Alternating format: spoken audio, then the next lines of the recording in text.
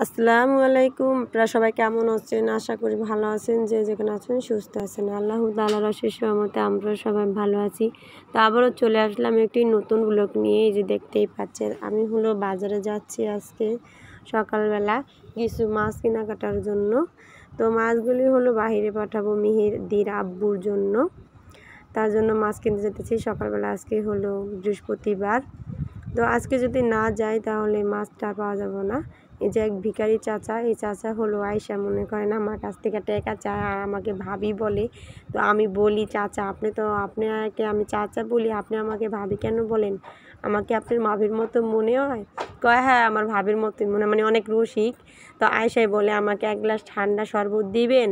তো আমি মাঝে মাঝেই দেই। আজকে আমার সাথে আমাকে মানে বাড়িতে আসতে চাইছিল না, যাইতে লইছিল গা। আমাকে দেখে আবার সামনের দিকে আয়া রোডটা নামছে। তো দেখে আমাকে কিছু টাকা দিয়া যান আমাকে। আমি কই না, আমার কাছে এখন বাংতি টাকা নাই, আমি তো দিতে পারবো না, আমি বাজারে যেতেছি। তো ওই কথা শেয়ার করা হয়নি। তো আমি মেন রোডে দিয়া দাঁড়ায় রইলাম অনেক টাইম, আধা ঘন্টার মতো প্রায়। কিন্তু গাড়ি আসে না। গাড়ি আসে বান্দুরা লাইনের, ওই পালানগঞ্জ কেউ যেতে চাইতেছে না। পরে অনেক সময় দাঁড়াইলাম আর ভাবলাম আপনাদের সাথে একটু রোডটা শেয়ার করি। অনেক দিন যাবত এই রোডটা শেয়ার করা হয় না। তো এই জন্য দাঁড়ায় আপনাদের সাথে আমি রোডটাকে শেয়ার করলাম। আর গাড়ির অপেক্ষায় থাকলাম যে কখন গাড়ি আসে। তো ততক্ষণে গাড়ি অলরেডি চলে এসেছে। গাড়িতে উঠে পড়লাম, গাড়িটা ছেড়ে দিল। তো আমি যাইতেছি। গাড়ির ভাড়া মনে করেন বেশি হয়ে গেছে। এতদিন ছিল পালানগঞ্জ 10 টাকা, কাছারিঘাট 5 টাকা, এখন পালানগঞ্জ যেতে লাগে 15 টাকা আর কাছারিঘাট লাগে 10 টাকা। তো গাড়িওয়ালারা খামখেয়ালি দাম চায় শুধু গাড়িতে 20 টাকা 30 টাকা, যার যেরকম মন চায় এরকমই চায়। এরকম চাইলে কি হবে নাকি বলেন? আমরা তো যাব, আমাদের যেতেই হবে, না গেলেও হবে না। গাড়িওয়ালারা দাম চাইলেই তাকে দাম দিতে হবে না, আমাকে রেট যেটা সেটাই দিতে হবে। তো এখন তারা কাগজ বানাই লইছে গাড়ির সামনে লাগাইতে হয় যে কতজনে আছে দামাদামি করে তার জন্য। তো আমি অলরেডি বাজারে চলে গেছি। বাজারে চলে যাওয়ার পর আমি একাই আজকে গেছি বাজারে, তার জন্য আমার ক্যামেরাটা বেশি একটা ধরা হয়নি। তো আমি ধরছি কোনো রকমভাবে একটু দেখা যায়। মাছ কিনলাম, কিছু কেনাকাটা করলাম, আপনাদের সাথে শেয়ার করি না এই মাছগুলি।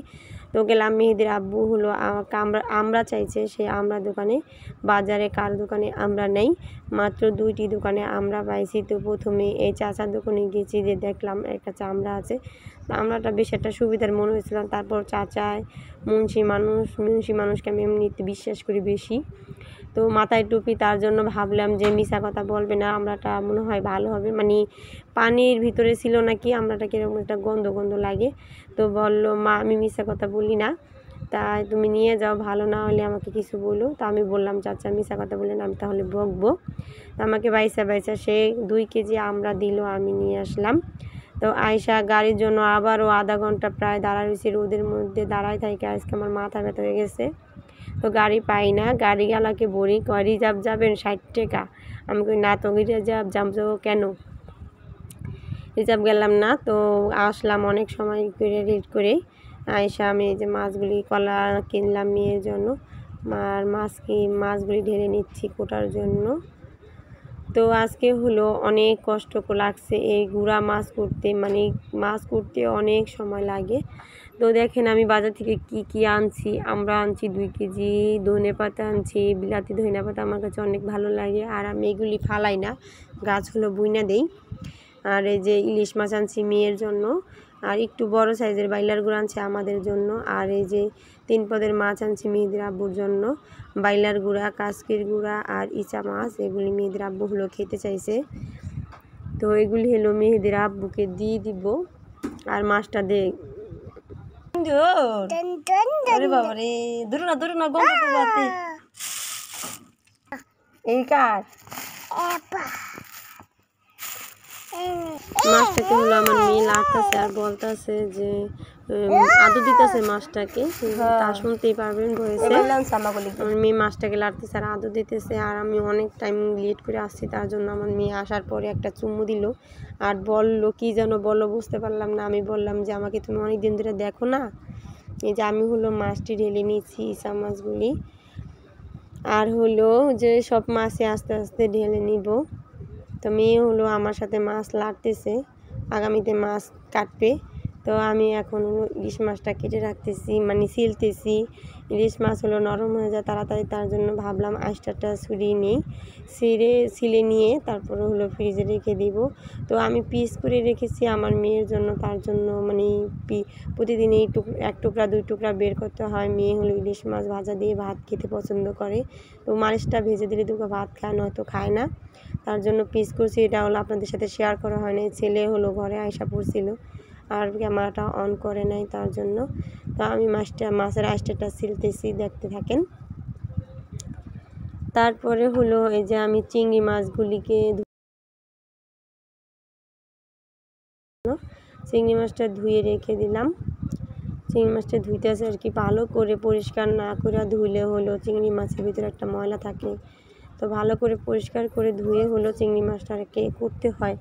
তো আমি তার জন্য ভালো করে ধুয়ে নিচ্ছি চিংড়ি মাছটাকে। তো আমার এখন হলো ধোয়া শেষ হয়ে গেছে, আমি হলো রেখে দিচ্ছি। রেখে দিয়ে হলো আমি বাইলার গুঁড়াগুলি করতেছি। বাইলার গুঁড়াগুলি হলো করতেছি, দেখতেই পাচ্ছেন। মানে আমি রেডি হয়ে নিয়েছি, মাছগুলিকে কুটবো। তো আমার ছেলে হলো ভিডিওটা ধরতে চায় না তেমন, আর আমারও বিরক্ত মনে হয় একটা কাজ নিলাম, কত মানুষের কত কথাই না শুনুন লাগে, তারপরও এটা আর কি লইছি, ভাবতেছি যে কিছু দেখি কিছু করতে পারি কি না।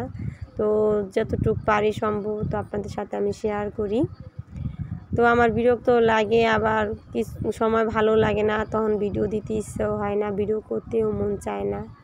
তো আমি একটা আশায় আছি, তো দেখি আমার আশাটা কি পূর্ণ হয় নাকি।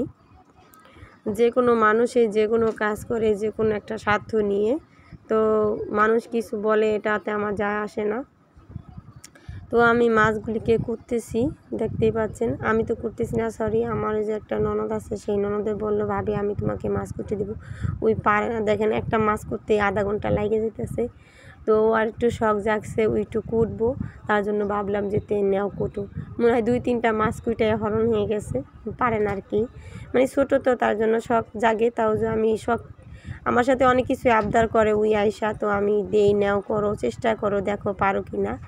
তো ছোটো পোলাপাইন অনেকই শখ করে, আমরাও এরকম করছি শখ। তো আমার লাস্টে আমার আপু আয়সা হলো এই যে মাছগুলিকে কুটে দিচ্ছে। তো আমার আপু হলো আমাকে অনেক কাজে হেল্প করে, নয়তো আমার অনেকই কষ্ট হতো। অবশেষে মাছটা হলো কোটা শেষ হয়ে গেছে, তারপরও হলো জোগাটা বাটা নিতে গেছে। তো জোগাটা বাটা হলো আপনাদের সাথে শেয়ার করা হয়নি। তো মাছ কোটার বারে টাইমেই আপনার মোবাইল ধরা যায় না, তার জন্য আর কি শেয়ার করা হয় না। এই যে হলো জোগাগুলি বাটতে নিয়ে গেছে, বাটা অলরেডি হয়ে গেছে। তো এতক্ষণে আমার ভিডিওটি দেখবেন, পুরো ভিডিওটি দেখবেন। ভিডিওটি দেখার আগে অবশ্যই একটা লাইক দিয়ে যাবেন, আর তার সাবস্ক্রাইব করে নেবেন। ভালো থাকবেন, সুস্থ থাকবেন। আল্লাহ হাফেজ, বিদায় নিয়ে নিলাম।